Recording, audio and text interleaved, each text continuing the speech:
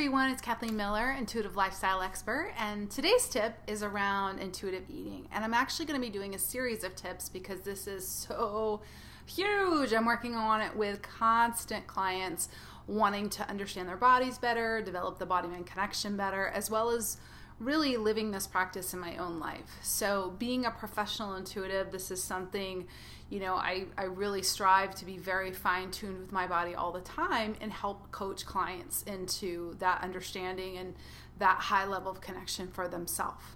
But really to just start, because there's so many directions we can go in to really develop this healthy connection and healthy awareness, is just for a quick starter tip, is number one, noticing where your energy is when you are reaching for either something is less than desirable, or like a craving for alcohol, foods, addictive type carbs, or maybe it's late night eating. So notice where your energy is when you're reaching for that and try to see if you can just pinpoint what the emotion is. So some people eat from, big ones are frustration, irritation, anger, and what happens is there's this sense of relief from crunching. So chips and crunchy stuff and hard stuff can be trying to really help soothe the frustration. Foods that are very smooth and ice cream and those can be, really wanting soothing or wanting nurturing. And then you have your fatty foods and really thick foods. And sometimes those are just wanting a buffer from everybody and everything. And so usually people have a combination of all of these that are going on. But when you can just notice, okay, I'm reaching for this and I'm aware I'm not really hungry, or this isn't really a hunger, this is something else reaching out. See if you can just make that awareness connection of what that's about.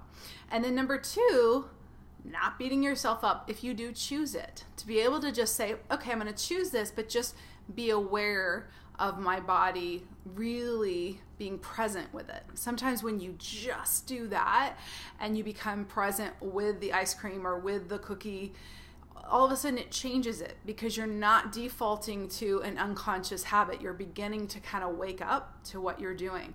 And this was huge with me, overcoming several eating disorders myself.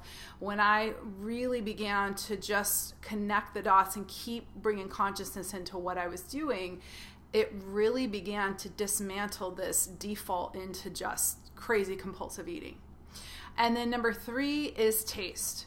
So when you are eating and then all of a sudden the taste is just suddenly, it's not as good, it's all of a sudden tasting grainy or just really off, that is usually a cue that your body is either done or it's not really useful for the body anymore.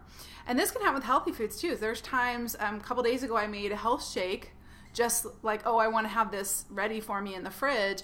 And I remember taking a sip thinking, and my body kind of pulled away, like, I don't need that right now. And in the past, I would have just chugged it. Oh no, this is healthy. And now it's just, even with 1-2 sips, it's like, oh, that's interesting. My body doesn't want it right now, maybe in a little bit, and set it aside. And when you start to honor these little cues, it's huge. It just will come back with more awareness about how your body's doing, what it's needing, and then being able to be more intuitive with your body all the time.